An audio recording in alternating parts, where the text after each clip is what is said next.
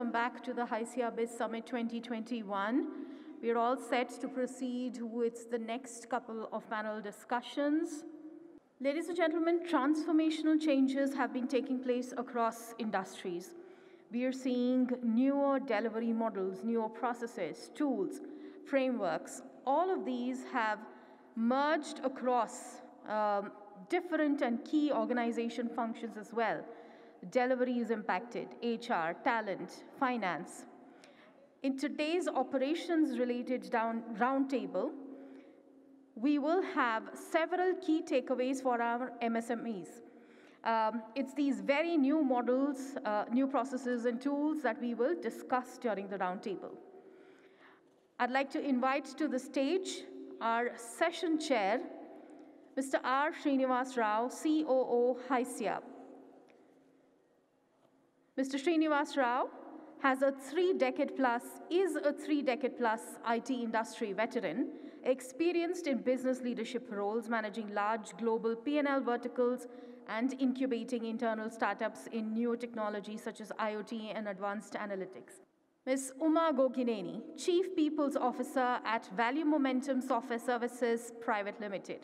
Uma has close to 30 years of professional experience in the IT consulting industry, successfully managing consulting projects for numerous clients in India and North America. Uma has been instrumental in establishing strong teams for Value Momentum's insurance, healthcare, banking, and lending lines of businesses. These teams have been instrumental in delivering complex solutions via Value Momentum's software and services. Before joining Value Momentum, Uma honed her domain-based IT consulting skills with TCS and Satyam Computer Services in India and Wells Fargo Bank in North America. Today, Uma focuses her energies to build high-performance teams and leadership at Value Momentum to enable rapid growth while cultivating a sense of fun, fellowship, and pride in the workplace. I'd like to call on our third panelist for this particular panel, Sandhya Rao Anapindi, VP, Head of Talent Acquisition, India at State Street. Sandhya has 20 years of experience supporting clients across BFI, technology, and consulting services. She has experience in talent acquisition, talent delivery, staffing, global mobility, and training. She also has experience in handling clients across the globe and has worked out of the East Africa and Singapore. And joining this star-studded panel is Mr. Lalit Katyal, Head of Business Finance at Tech Mahindra, a finance professional with over 18 years of versatile experience in business and commerce finance, offshoring, startup organization, mergers and acquisitions, and finance transformation. He's worked extensively in global and cross-cultural teams in IT consulting and banking finance industries. Please put your hands together for our panel. Over to you as our session chair, Mr. Srinivas Rao. Please do have a seat. Yeah, good afternoon. So while you're trickling back from lunch, we know several people would have finished it and be joining online, so we'll start on time. We are, I think, getting back on track after a 15-minute delay. So thanks, Sandhya, Lalit, and Uma for joining me today. I know some of you who have seen the agenda earlier might be wondering, where is Mr. Rajanna? He's a little unwell, so we felt fine, it's not, in the current situation, it's not good for him to come over and join, and he's not in a really a comfortable position to join virtually as well. So here we are with three seasoned, leaders covering three different functions. So I'm very confident we can get the best out of them over the next 45 minutes to see how operations are, shaping up or transforming, in this new normal. And you all know what the new normal is, right? So what we will try and do over the next 45 minutes in terms of takeaways is, so when the pandemic hit us, it's now more than a year, how did the various business functions handle the pandemic? There is always an immediate knee-jerk reaction, right?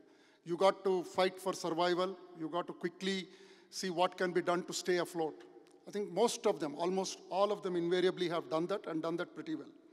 But that itself doesn't mean that knee-jerk reaction is a solution for the medium or long term. So every company went on and did a few more things over the next several months, to sustain that and keep the business going. And now we are seeing, very, very clearly that this pandemic has caused a situation which otherwise would not have happened. We have heard digital transformation in the morning so many times, and we all know that digital transformation has been happening even before the pandemic. And so transformation in every area, every vertical, every business, including IT products, IT services. But the pandemic brought a sense of urgency and also made them realize what a business was thinking would be a 2-year project or a 3-year project to bring some new changes, new process changes, and new methods, new policies, can now be done and must now be done in a matter of weeks or months maximum. And I think that's what everyone set out to do. And most of it is also driven by client imperatives for services companies. So today we'll try and see how this short-term, medium-term, and long-term plans of these companies in each of these functions is panning out, eventually leading to a transformation of the operations. So that's our goal, While we set out, let me set some context. We said new normal, old normal, current normal, whatever. But what does it mean?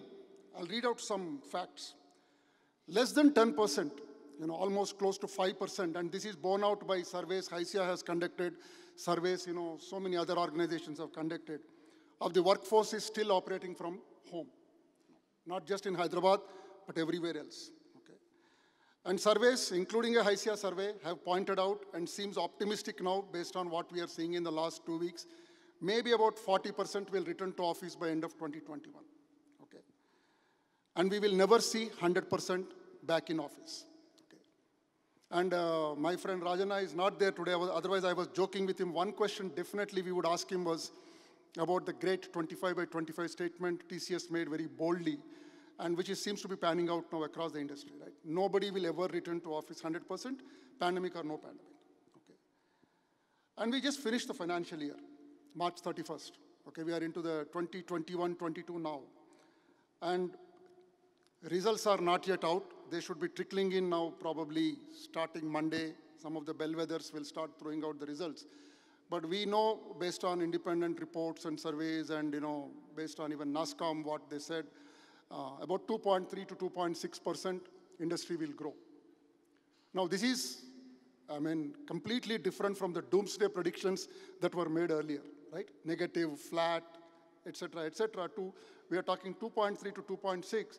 And we're also talking 21-22, okay? We'll see pre-pandemic growth levels, which could mean anything close to, again, 8 to 9% or whatever, okay?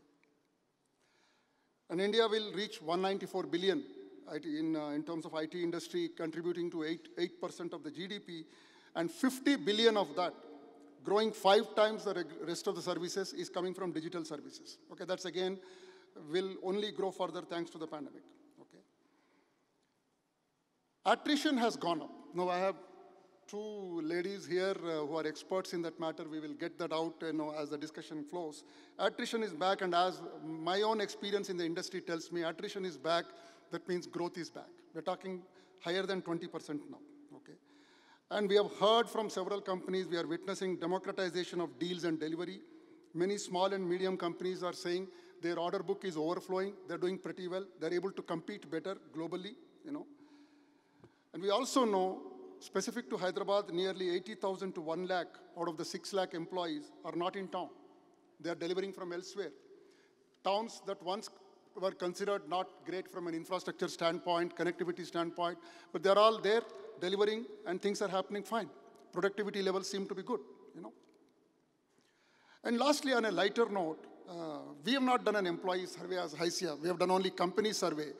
But when employee surveys were done by companies, which we'll again hear from 3 of them, a lot of people pointed out apparently to fatigue, boredom.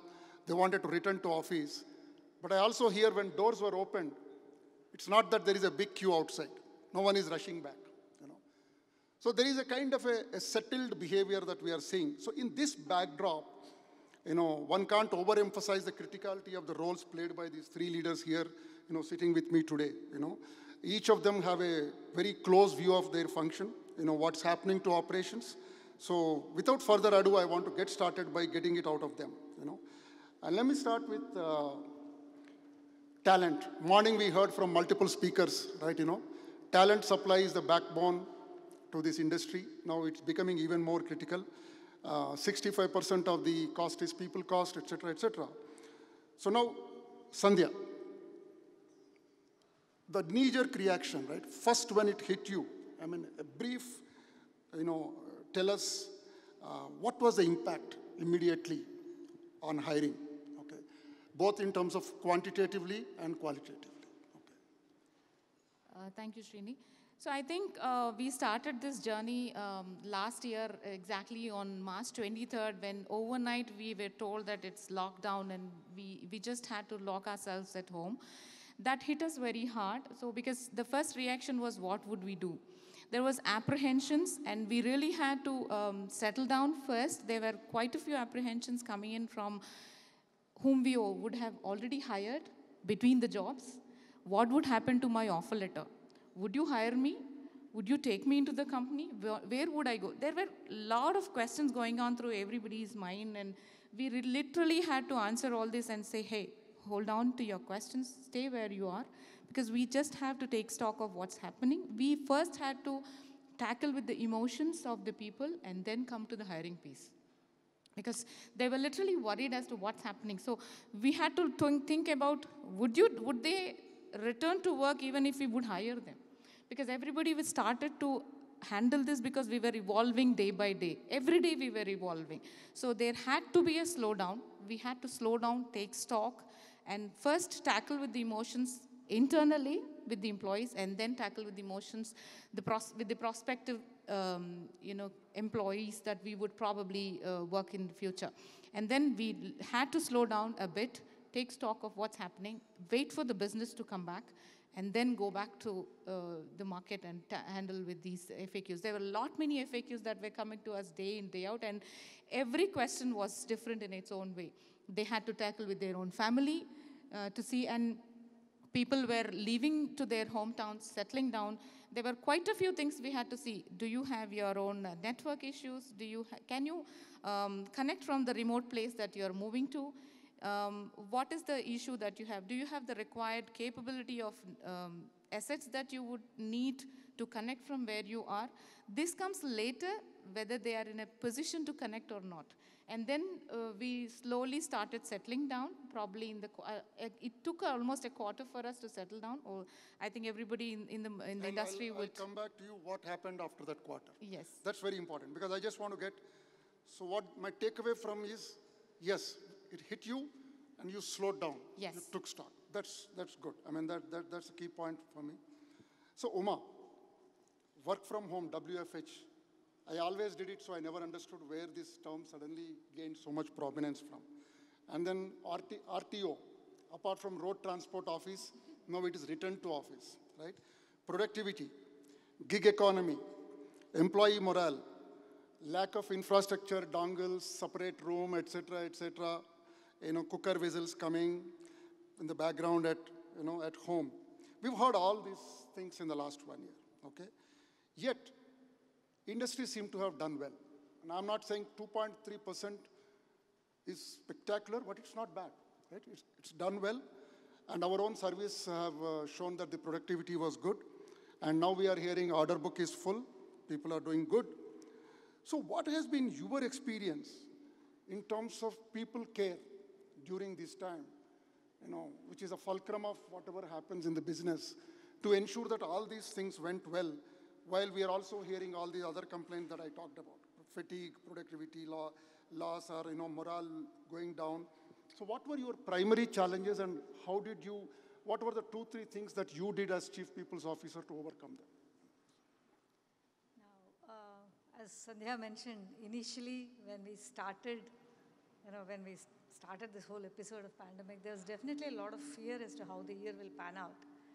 But at Value Momentum, we actually started our planning way back in December itself. I know a lot of our own employees mocked us, a bunch of old men and women sitting there and really panicking that we will all go home soon, and nothing of that sort is going to happen. Planning for the pandemic, you mean? Planning for working from home. Working from home. Yeah, okay. so shutting down our offices, basically. Okay. Now, so to that extent, I think Value Momentum was at a little better position in terms of having enough laptops for our employees by March. And we actually shut down before the official lockdown was announced, about 5 days before that. And what we did in this 3 months was primarily preparing our workforce with respect to what does remote delivery mean. So our delivery managers worked on a remote delivery framework, and we did a training for all our project managers. And we also did a training for all our associates to ensure that they understand what work from home means. Because for a long time, work from home, we had that option always in a very limited manner, which meant you had some 2-3 hours of personal work to take care of, rest of the time you work. So basically, what does it mean when you're perennially, we don't know when the end date was going to be. What does it mean to work from home? So that was a series of training programs that we did in collaboration with our PMO team. So to that extent, when we had our teams starting to work from home, the teams already knew what to expect. The other was basically in terms of ensuring that our delivery managers checked in. Initially, I think for about 2-3 weeks, we were checking in 3 times a day to make sure that they did not have any infrastructure problems that Sandhya was talking about, as well as if they're having any other challenges with respect to connectivity or bandwidth, things like that. Now, once those settled down, we reduced those connects, but we started engaging them a lot more in terms of mimicking those informal water cooler conversations, if you will. Copying our Prime Minister, we actually had 3 15-minute sessions during the day where we just had a Teams room open. People could just come in and talk about whatever they wanted. It could be a movie, it could be a book that they read, or generally chatting and catching up with their friends. And we've had kind of different levels of attendance. On one day, there would be 100 people. Another day, there would be 20 people, but we just let that continue. And similarly, we had a lot of other kind of, stress reduction kind of activities, some painting classes, some, kind of organic growth and growing plants, some of those classes where people could involve their own families. Now, all this was essentially a response to the first employee pulse survey we conducted after about 4 weeks of working from home, where people talked about fatigue, kind of never really being able to switch off from work. For whatever reason, they thought if a mail arrived at 10 in the night, they still had to respond within 5 minutes just because they were home. So we basically had to retrain on some of those things to tell them what is expected and what need not be done. Some of those things, I think it helped settle. We also offered some counseling options, but as far as I know, nobody really took it. Well, we kept it, kind of anonymous. But having said that, our delivery went well, as Srini mentioned. There were definitely challenges with respect to some of the new projects that we started. Okay. Some of the new projects that we started, which required, which are primarily greenfield development, which required some personal interaction, some kind of brainstorming, whiteboarding kind of a thing. So there, after, I think around November, December, we facilitated very controlled reopening of our office, where the 10 or 15-member team would come and occupy a 250-member capacity cafeteria, where we had the entire screen and all that set up so that they could do some brainstorming exercises. That helped to a certain extent. The other challenge was with respect to educating the customers itself, with respect to smaller households, multi-generation households, where you'll have kids running, probably cooker whistles going in the background. And in my household, I have senior citizen and parents-in-law where the TV is always on at full blast. Some of those things we had to educate them, and we also had to support it with some infrastructure support to our employees with respect to headphones, making sure that they understood how to use some of the collaboration software that we have introduced. Like fortunately, 1 year before the pandemic, we have installed Teams across. So some of the Teams features really helped us in getting our productivity to what was earlier. Great. So let me ask you, I heard, although I don't have any concrete information, that games were introduced, family times were introduced, Yes. To reduce the stress and, in a normal circumstances when people are coming to office, you don't do all these things. Did you try any of these things? Yes, as I said, one of our employees took a month-long pencil sketching activity, and where the families could join. We basically made it open on Teams, and we know that they've shared some of their pictures where kids were joining their dads. Now some of the times when basically parents were joining one of our employees, apparently she was always interested in sketching. Another one of our employees happens to be an enthusiast of organic farming. So she basically took some classes with respect to how to grow in a milk packet and some smaller things, with or without soil, so hydroponic farming. And similarly, we also encouraged employees to share, their whatever they were doing otherwise, how are they coping with work from home, share their videos and pictures, which were actually broadcast to the rest of the organization, and was also shared during our town halls. And we kept our communication up all through. That was something that fundamentally we agreed very initially through various channels. I think you over-communicate in times of crisis. Yes. So there's no other way. At the cost of repetition, we kept it at. Yeah. Thanks, Uma. I'll come back to you again. No, Lalit. We all knew that when the pandemic struck, it was a demand-side impact. Initially, all verticals took the impact, although today we know for a fact that some verticals are more resilient and by nature are coming back and doing well. Some verticals still down. So there is a demand-side impact. There must have been a lot of pressure on the front line to keep winning the deals, at whatever cost, keep the momentum going, keep the top line going. End of the day, we have growth, right? If these guys have done well, then only the growth came, okay? And also at the same time, manage the costs well, right? You give away discount on the table. You also have to manage your bottom line, okay? So as a business finance head, what did you do, in the initial months to support the frontline guys, the sales and business teams, to ensure that they are winning deals that are profitable? What were the new things that came to you March, April, the next 3-4 months of last year? So, couple of things. One is we immediately rejig our service portfolio or the focus area. Okay. So, one, yes, there was a crisis, but that's also a fact that a crisis was there for everyone. So, what are the problems? And it was not very different for across the industries. So we looked at those problems and then looked at our portfolio, what people are talking, what are their pain areas, what they are thinking of, and then started our conversation and focus right towards that. So we quickly divided our service portfolio into during the COVID and post-COVID. And we discussed both of them simultaneously, so that we can set the priorities. And at the same time, with this focus on the communication or over-communication, I think it becomes so easy and seamless to engage all our sales team across the globe at a one time with an effective communication, getting their focus onto the right kind of service portfolio. That worked really well. Okay. That gave the confidence, reduced the anxiety level, and there was no pressure. I think the focus was also there on the customer centricity. So let's be, this is the right time to show our customer that we are partners in a time of crisis. A lot of flexibility we have shown in terms of engagement, our commercials, and trying to address their pain area. So I think that's all collectively really worked well for us. Okay. Thanks, Lalit. So, Sandhya, have your options become broader now? As you look at your function 1 year later, when you go out and you want to support the business in terms of hiring, both from campus and lateral, have your options become broader or have your options become narrower? I guess we are now settled down when compared to last year, because we started hiring virtually. Everything is virtual because we are onboarding virtually, hiring virtually, and I think we are using the technology to the most.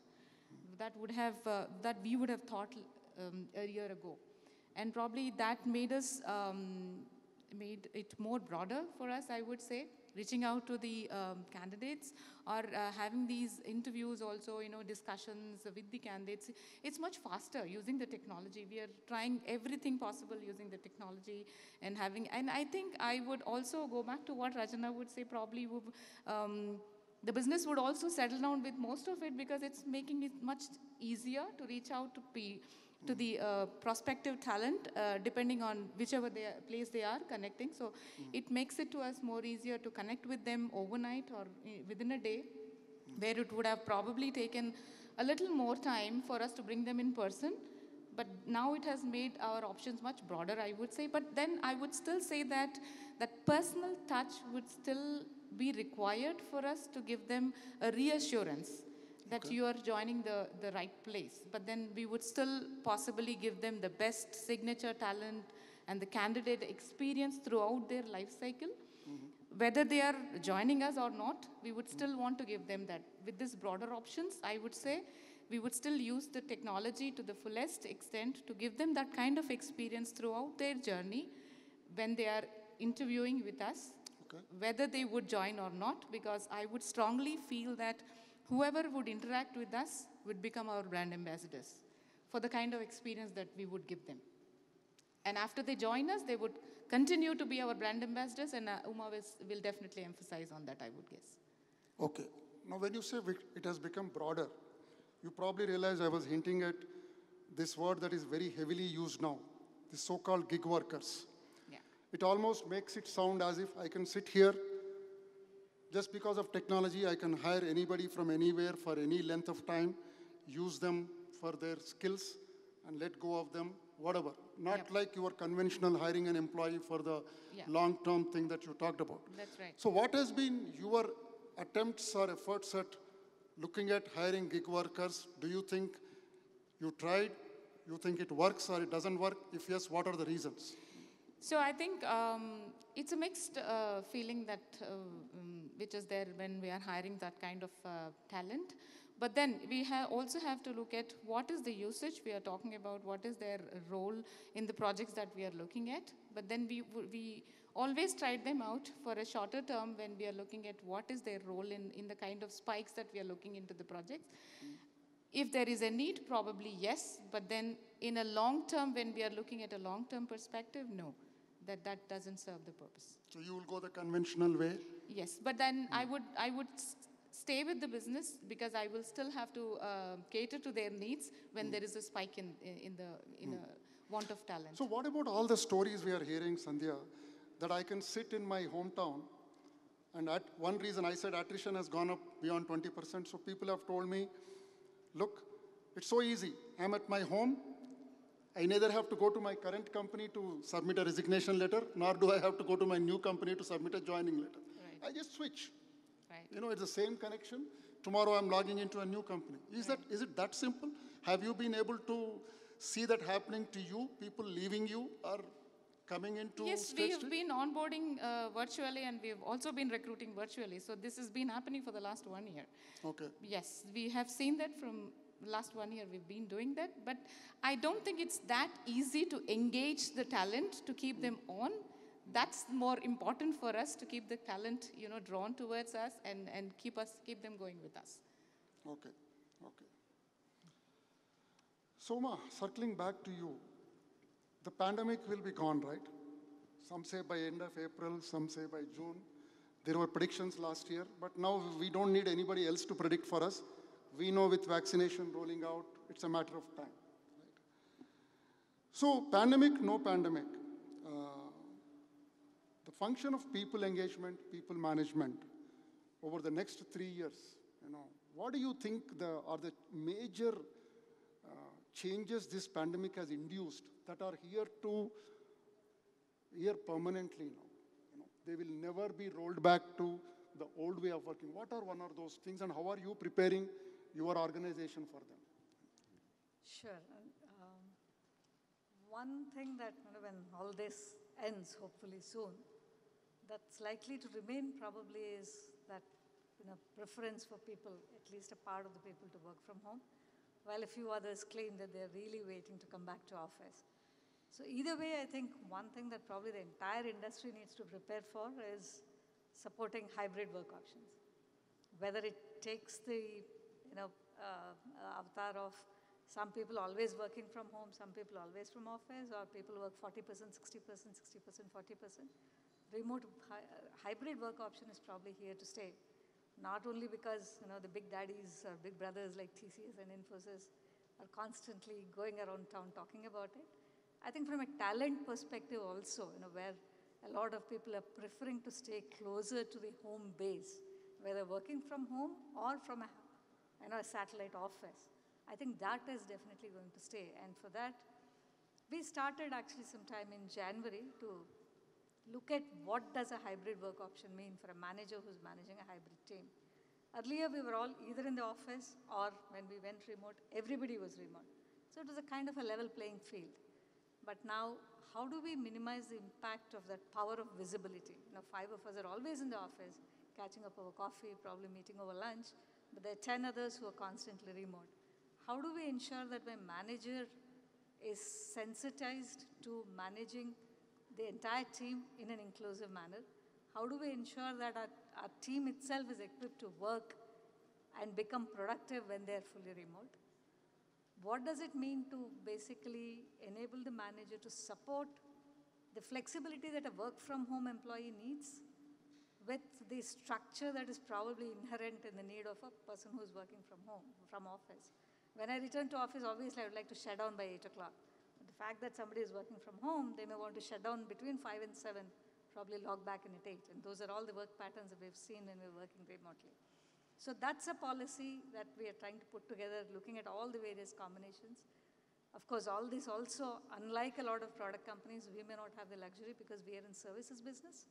And it also depends on to what extent our customers continue to be comfortable to working from home or even remotely. So one of the other options that we are looking at it is having a central office and multiple satellite offices so that people can continue to stay. Let's say if you have some people in Karimnagar, people can continue to work from there. Can we have an office that meets the security needs of customers while at the same time enabling our employees to not have to come all the way to Hyderabad?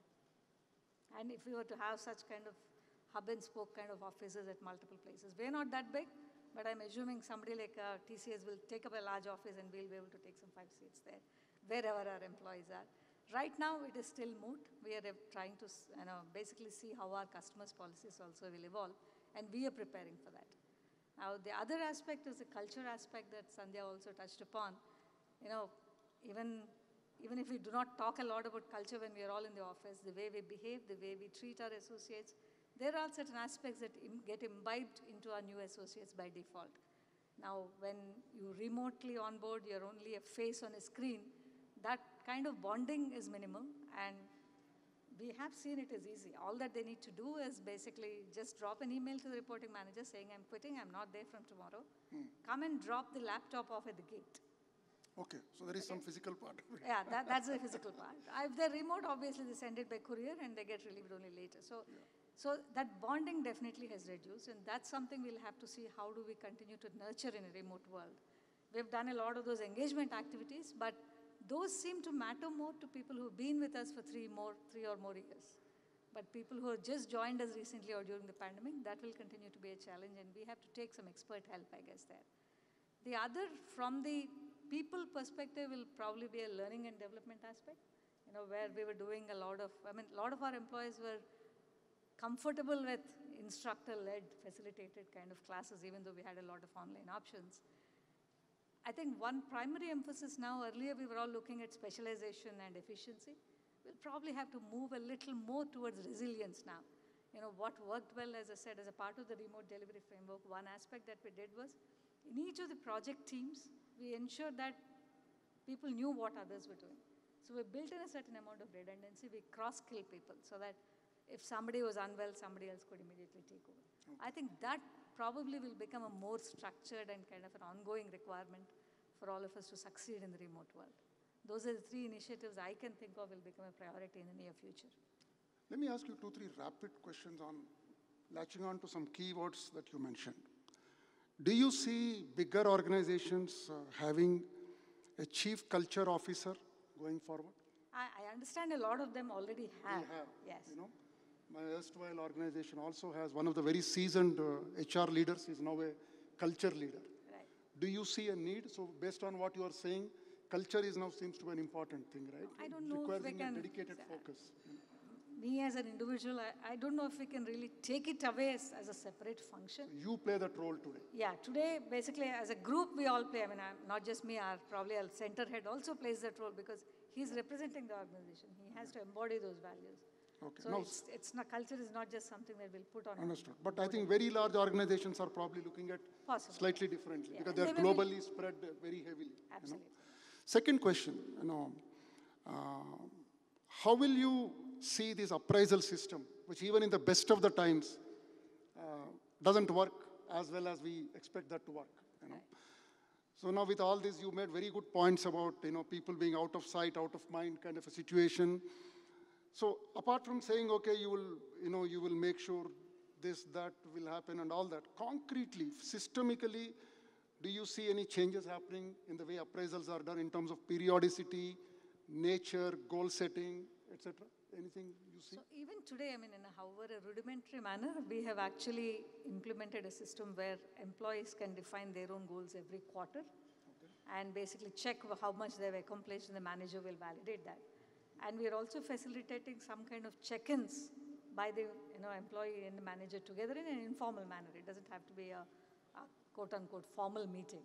But if they're able to record their comments after the check-in, that would really help in creating that record for the employee for the entire year. So we have quarterly goals that are actually set at the beginning of the quarter.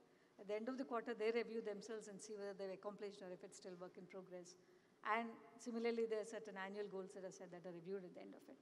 But as you said, it still continues to be a subjective process. Honestly, I do not know if it can ever become objective. It also, we are trying to build the capability of those first level managers to do it in an as objective a manner as possible. But I think that subjectivity, that uncertainty will remain. Okay, thanks. So Lalit, swinging back to you. For all the talk, this industry, I'm referring to the services industry, from a financial model or a business model perspective, leaned very heavily and continues to lean on what we call a time and material model, right? You put X number of people and you make some amount of money, okay? And then there were fixed price models where you take some ownership and risk and you deliver and you can probably make better profit. As a finance leader, do you now see the pandemic has induced changes for the better going forward, where these models will be replaced by newer models that will be good for the client and also good for the organization from a profitability and predictability perspective? What kind of changes are you seeing? There are a lot of changes with newer business models that were evolving even before COVID and even during the COVID. So that has made it imperative to even relook at the commercial models, the engagement, the kind of engagement, business engagement that is happening. So that is bringing up new models. Gain share, again, I think we have been discussing it for ages.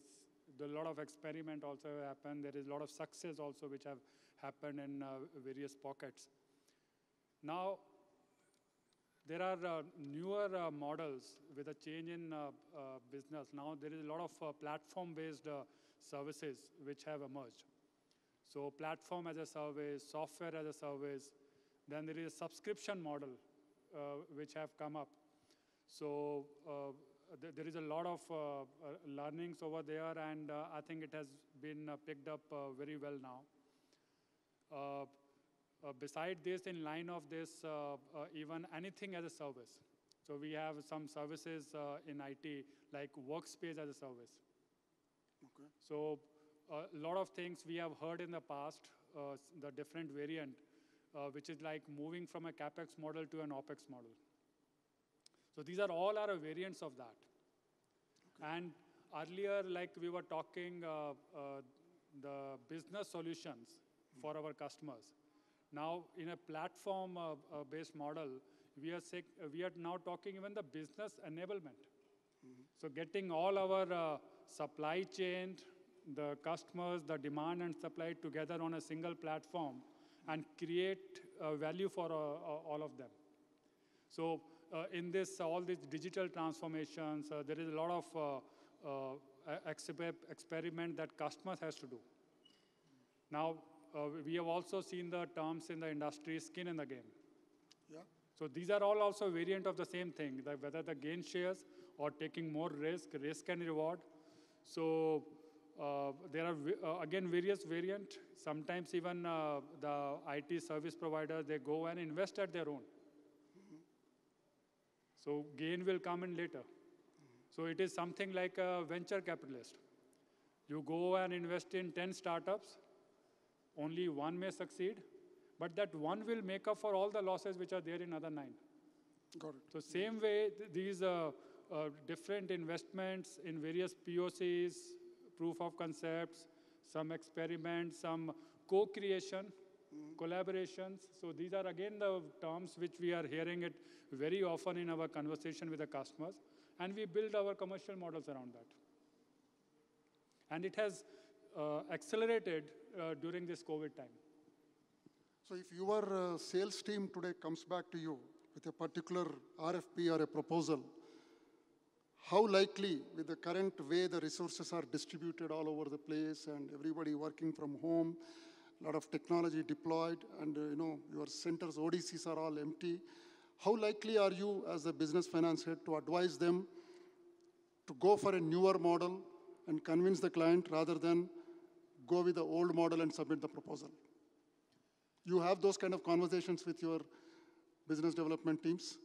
Definitely. I think the immediate response comes, the first message we should go to the customer is that we are open and flexible. So let's start the conversation with that and then gets into the detail. So sometimes like everyone wants, as they say, let's have a gain share model or outcome-based model. So once we start with the, okay, yes, we are flexible, let's explore, let's have a discussion. You go into the detail. The basic requirement for those kind of model is that you have to have an objective measurability of an outcome. Once you start open that discussion, and if you find out a way which is acceptable and comfortable to both the parties, you will work out that model. And if you don't find that unit of measure and the clarity and reduce uncertainty around that, I think more than the vendor, the customer themselves will say, yes, it may not be worked out, let's wait for some more time and that clarity comes. So let's start with T&M and fixed price, maybe we'll gradually move. Just to add there, not just the measure, but also how much of that can be attributed to ours. I'm saying it's not just being able to measure the outcome, but how much of that can be attributed to us. So I think that becomes very critical too in those gain share models. Okay. I think we have about 7 minutes. At this point of time, before I ask any further questions myself, any audience questions? Can we circulate the mic? Actually, the thing is that we are experiencing a second wave of the COVID. How well better are we prepared as far as the operations are concerned? Thank you. Any opinions? I think my immediate answer would be we are much better prepared as compared to the first wave of the COVID. When the first wave of COVID struck, I think none of us has any answers because it was new for all of us. What is the lockdown? We have heard it for the first time. And we never knew that how it may evolve and what kind of impact it will make to us. Now, all of us who are sitting in this room, we understand what lockdown means. The government is very well prepared that what kind of adverse impact it had. So I think I'm pretty confident, whatever be the kind of severity in this second wave, I think whether it's a government, administrator, or the enterprise, they will think not twice, thrice, but 5 times to whether they will go for that radical step. They may not go at all. So that's the level of, and it's a fresh experience. Just we have come out of it, or we may not even let completely out of it. So I think we are much better placed now to handle the second wave or whatever number of waves which may come up. Any more questions? Yeah, hello. Myself, Bhikshma Reddy Tatikonda. I am the Chief Operating Officer for Affluence Info Systems. So my question may be for Uma or Sandhya. So how are you dealing with the new fresher onboardings and also for the entry-level freshers? So the people who is coming out of the college, so they must learn some of the corporate culture and some etiquettes relating to the talking to the customer and all. So how are these things and also like part of the training programs? How are you guys is handling? So I just want to be hear from you. Thank you. I think we've done most of it onboarding, or rather every onboarding is virtual, and they've been very specific, like Uma mentioned earlier, they were all very specific instructor-led courses. Apart from those who are mandatory courses which were already available on the software that individual company would be using. But now it is more important for us to, it had become imperative and important for us to create it more easier to be and flexible enough to be easily understood, and these are all virtual learning courses that we have created, and also it's all through WebEx that we had to create. And then it's all the more important to make it more fun-loving and gamifying them for this newer age employees to understand and also start using it. Likewise, we said culture cannot be learnt in a day, and it has to be imbibed into the employees, and we had to emphasize that time and again. And this is the company culture, and this is what we need to follow, is something that we had to emphasize, because this is all the more virtual, and you cannot teach them culture.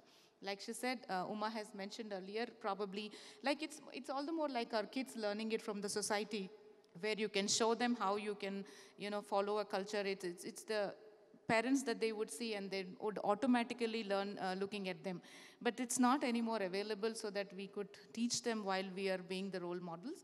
But now it is more important for us to showcase them that this is the do's and don'ts that you have to follow, because you are the role models and ambassadors yourself, because you are taking forward this culture, and while you are showcasing it to your clients elsewhere. So that's something we had to emphasize.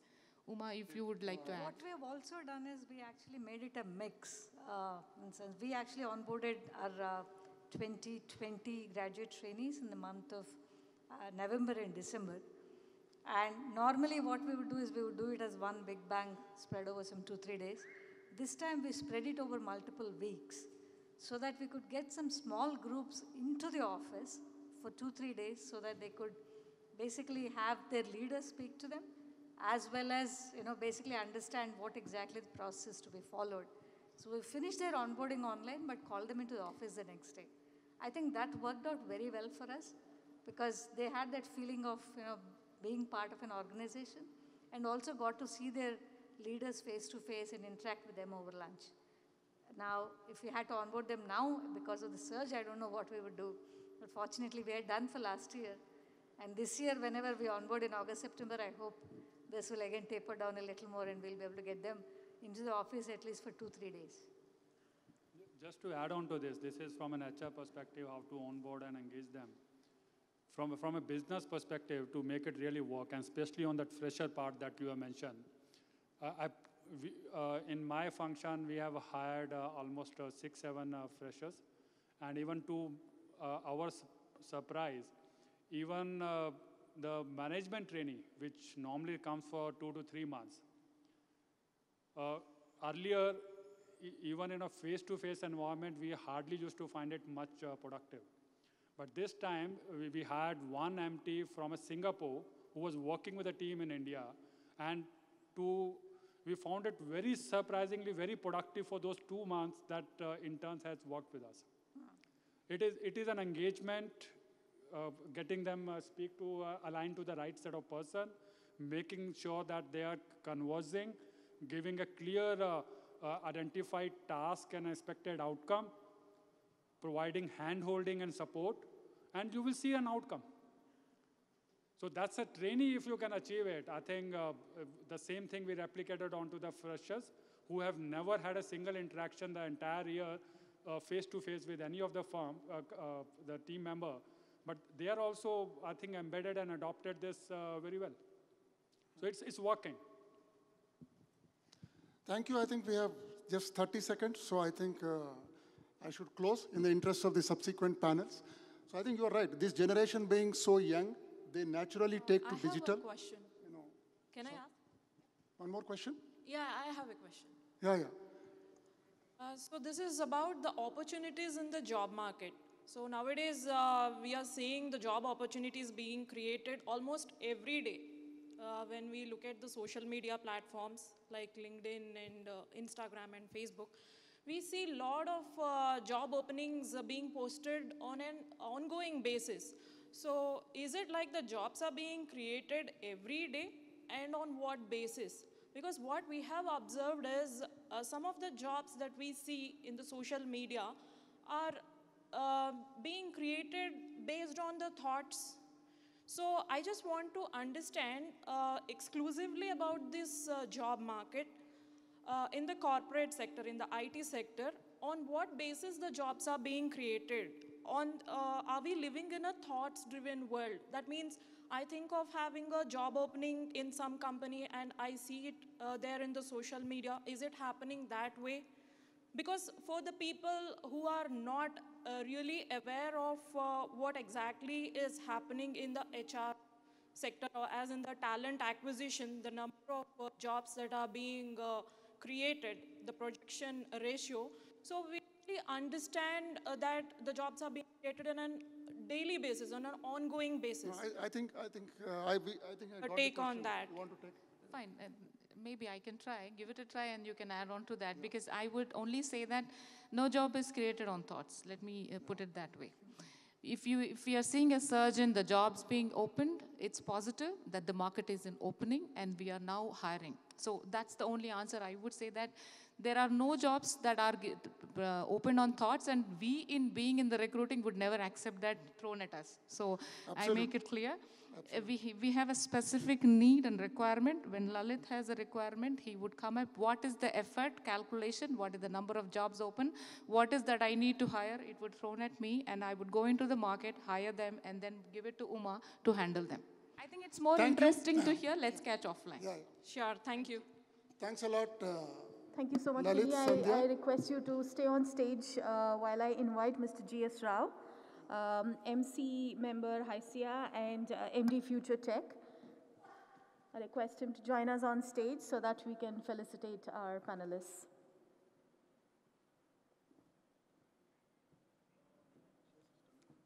Welcome, sir. If you could hand over a memento to Ms. Uma Gogineni.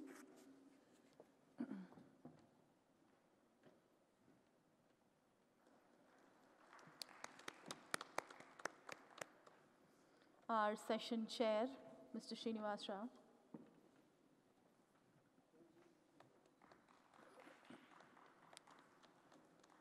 Mr. Lalit Katyal. Katyal. Ms. Sandhya Rao.